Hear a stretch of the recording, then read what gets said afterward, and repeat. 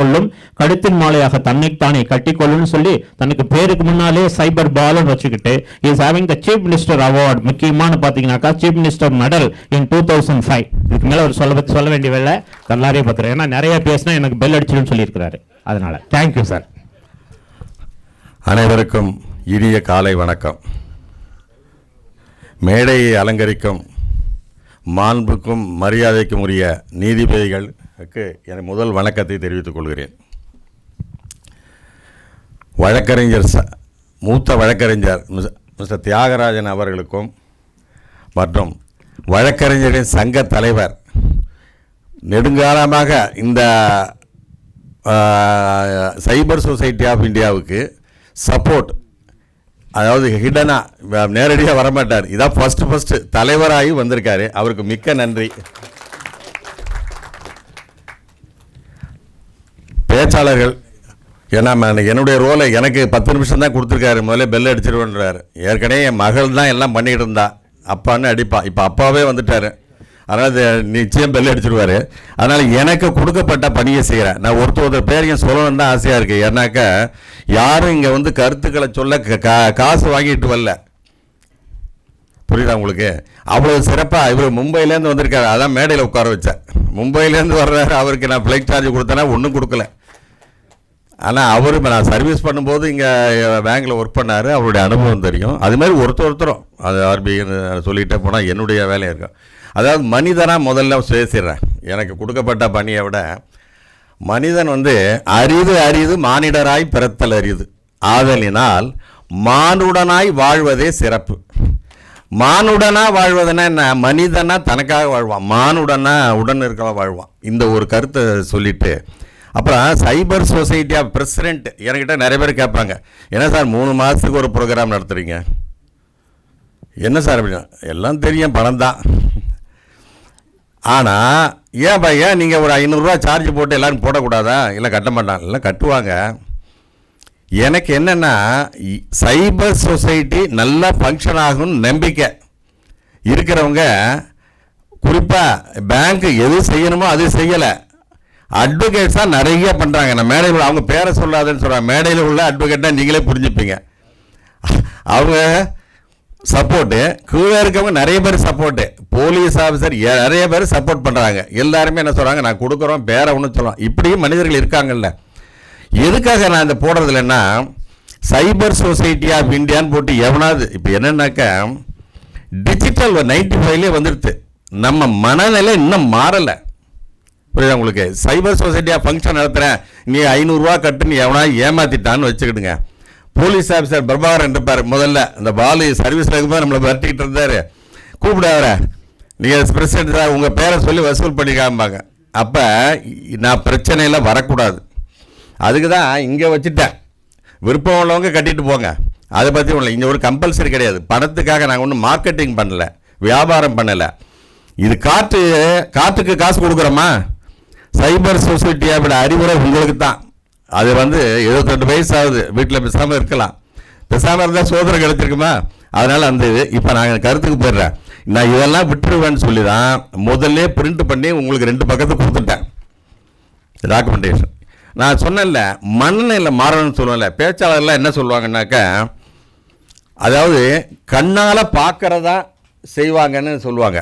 கண்ணால் பார்க்குறதா அந்த மோட்டிவேஷன் ஸ்பீக்கர் இருக்கார், நிறைய பேர் பேசுவாங்க, சொல்கிறத கூட கேட்க மாட்டாங்க கண்ணால். ஆனால் அது தப்பு, இதை எரேஸ் பண்ணணும். ஹார்ட் டிஸ்கில் இப்போ பால் அயோக்கியன்னு உங்களுக்கு மைண்டில் செட் ஆகிருந்துன்னா, என்னை எப்போ பார்த்தாலும் பால் அவன் பெரிய அயோக்கியன் சரிதானே, கண்ணாடி மாதிரி இப்போ என்ன இருக்குது எப்படி இருக்கான், அப்போ நான் அயோக்கியன் இருந்தானா? இல்லை, நீ என்ன எனக்கு வந்து ஒய்ஃபை வச்சுட்டு தானே பேசுகிறேன், நான் அயோக்கியன் இருந்தால் அவங்களே எழுஞ்சி நின்றுவாங்க.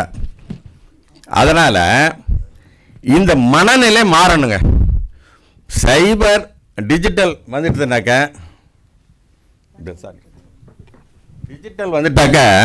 மனநிலை மாறணும்னு சொல்லுவேன். நான் கூட சொல்லுவேன், நிர்வாணமாக யாரை வேணாலும் போடலாம். இப்போ உங்களுக்கு தெரியும் ஏஐயில் நான் உடனே சூசைட் பண்ணிப்பேன்னு சொன்னேன். இப்போ நான் சூசைட் பண்ணிக்கணும் அப்படின்னாக்கா என்ன நிர்வாணமாக போட்டு விட்டாக்க நம்ம இது பண்ணிக்க முடியுமா? அதை மறந்துடுங்க. எல்லாத்துக்கும் இருக்குது, மனநிலை மாறணும். இந்த 1930 தான் நமக்கு எடுத்திருக்கோம். நான் வந்து எப்பொழுதுமே ஒரு சப்ஜெக்டை புரிஞ்சுக்கிறது, படித்து புரிஞ்சுக்கிறத விட கம்பாரிசன் எப்படின்னா ப்ரீ டிஜிட்டல் பாருங்கள். இப்போ கண்ட்ரோல் ரூமுக்கு 100 போலீஸ் கண்ட்ரோல் ரூமுக்கு ஒரு கால் வருது, ஒரு இந்த வெஹிக்கிளில் கிட்னாப்பிங் ஆஃப் சைல்டு ரிப்போர்ட்டட். அப்போ என்ன செய்கிறாரு கண்ட்ரோல் ரூமில் இந்த காவலர் அதிகாரி உடனே மெயின் ரோட்டில் டிராஃபிக்கில் இருக்கிறவங்களுக்கு அலர்ட் பண்ணுறாரு. அவங்க வண்டியை டீடைன் பண்ணிடுறாங்க. சரிதானுங்களா? வண்டியை டீடைன் பண்ணிட்டு அந்த குழந்தைய மீட்டு பெட்ரோல்கிட்ட கொடுத்துட்டு அந்த ஆட்டோவை கடத்திட்டு வந்தான்ல அவனை அப்படியே போயிட்டு வந்து டாட்டா காமிச்சு சல்யூட் அடிச்சு அடிச்சுடுவாரா? அதை தான் நடக்குது 1930. இப்போ என்னென்னா கலெக்ஷன் ஏஜென்ட் மாதிரி இந்த 1930 போர்ட்டல், நேஷனல் போர்ட்டல் பாராட்டத்தக்கது. நான் கூட சர்வீஸ் இருக்கும்போது இப்படி இல்லை. இப்போ உடனடியாக அந்த பிட் பாக்கெட் அடித்தவொடனே பிடிக்கிறதுக்கு செய்கிறாங்க. ஆனால் என்னன்னாக்கா இதில் எப்படின்னாக்கா, அதாவது என்னுடைய பணம் இப்போ அவங்க பி அக்கௌண்ட்டுக்கு போகுதுன்னு வச்சுக்கலாம். இப்போ என்னுடைய பணம் போகுதுன்னு சொன்னால் ஒன்று ஹேக்கரை என்னை அனுப்ப வச்சுருக்கணும், சீட்டிங் பண்ணி அது ஓடிபியை நான் ஷேர் பண்ணியிருப்பேன். அப்போ என்னுடைய நெக்லிஜென்ஸு. இதே சிச்சுவேஷனை நீங்கள் என்ன பண்ணுங்கள், காரு நான் ஓட்டிகிட்டு போகிறேன், ஆக்சிடெண்ட் பண்ணுறேன், நெக்லிஜென்ட்டில் தான் ஆக்சிடெண்ட் பண்ணுறேன். இப்போ அந்த விக்டிமுக்கு யார் காம்பன்சேஷன் கொடுக்குறா? இன்சூரன்ஸு. அதே போல் திட்டம் வரணும். இந்த ரெக்கவரின்னு போனாலே ஆபத்து. இப்போ ஏலேருந்து பிக்கு வரைக்கும் பண்ணலாம். ஒன்று பி வந்து ரிசீவர் ஆஃப் ஸ்டோலன் ப்ராப்பர்ட்டியாக இருக்கலாம். ரிசீவர் ஆஃப் ஸ்டோலன் ப்ராப்பர்ட்டி சொல்கிறேன், ரிசீவர் ஆஃப் இன்ஃபர்மேஷன். என் கணக்கு புக்கில் 5000 குறையும், அவர் கணக்கு புக்கில் ஏறும். இப்போ என்ன செய்ய போயிருக்க, தகவல் தான் போயிருக்க. இதுக்கு கன்விக்ஷன் கொடுக்கணும்னா அந்த ஐபி அட்ரஸை வச்சு இது ஏ இருக்குல்ல, அது இமீடியட்டாக இன்வெஸ்டிகேஷன் பண்ணணும், லாக் எடுக்கணும். அப்படி எடுத்தாக்க ஏலேருந்து பிக்கு போயிருக்கு, அதெல்லாம் தெப்ட்டு. ஒரு மோட்டார் சைக்கிளை என்ன சொல்லுவாங்க, over intending to take dishonestly movable property, அதை மூவ் பண்ணாலே தெப்ட்டு. இப்போ மூவ் பண்ணிட்டேன், என் அக்கௌண்ட்லேருந்து மூவ் பண்ணி அங்கே அனுப்பிச்சிட்டேன், அது என்னுடைய நெக்லிஜென்ஸ், தெப்ட்டு. இதுக்கு வந்து ப்ரூவ் பண்ணலாம். ஸ்டேட்டோட டியூட்டி என்ன? பனிஷ் த அஃபண்டர். அப்புறம் தான் அந்த இண்டிவிஜுவல் பனிஷ் த அஃபண்டர் தான் ஸ்டேட் வைடு கிரைமை கண்ட்ரோல் பண்ணும். நீங்கள் என்ன பண்ணுறீங்க, கிரிமினலை விட்டுறீங்க. முடியாதுன்னாக்க நான் கூட சொன்னேன், ஒரு பேங்க்கில் 100 கஸ்டமரை ஏமாத்துறானா ஒரே கம்ப்ளைண்ட்டாக பேங்க்கை கொடுங்கம்மா. 100 கம்ப்ளைண்ட் அர்த்தம் கிடையாது. அதனால் எந்த வகையிலும் மாஸ்டர் மைண்டை விடக்கூடாது. பணம் ரெக்கவர் பண்ணுறதுக்கு இன்சூரன்ஸோ ஏதோ ஒன்று பண்ணலாம். இல்லை ஜட்ஜு கன்விக்ஷன் கொடுக்கும்போது அந்த அக்யூஸ்டுக்கு நீ காம்பன்சேட் பண்ணுன்னு சொல்லலாம். அந்த மாதிரி இது இருக்குது. கடைசியாக சொல்கிறது என்னென்னாக்கா, எந்த ஒரு விஷயமா இருந்தாலும், எந்த ஒரு சப்ஜெக்டாக சைபர் கிரைமில் நீங்கள் வந்து அது மனநிலையை மாற்றுங்க. உங்கள் மைண்ட் செட்டை மாற்றினீங்கனாக்கா எல்லாமே ஈஸியாக இருக்கும். இப்போ நான் எதுக்கு என்ன சொல்கிறேன்னாக்கா, இப்போ நம்ம இன்றைக்கி சப்ஜெக்ட் வந்து 1930 தான். இதை பற்றி தான் பேச போகிறோம், இதை பற்றி தான் சிந்திக்க போகிறோம். நம்முடைய கவனங்கள் அங்கங்கே சிதறக்கூடாதுன்னு சொல்லிட்டு தான் நான் எல்லாருக்கும் 2 பக்கத்துக்கு கொடுத்துருக்கேன். அதை படித்து பாருங்கள். இப்போ என்ன அதுக்கப்புறம் வந்து டீடைத்துக்கு அப்புறம் தான் ஸ்பீக்கர்ஸ்லாம் பேச போகிறாங்க. நீங்கள் கேள்வி கேட்கறதுக்கு வசதியாக இருக்கும். நான் இதோடு முடிச்சுக்கிறேன். அவர் இன்னும் பெல்ல அடிக்கல, தூங்கிட்டார் போல் இருக்கு.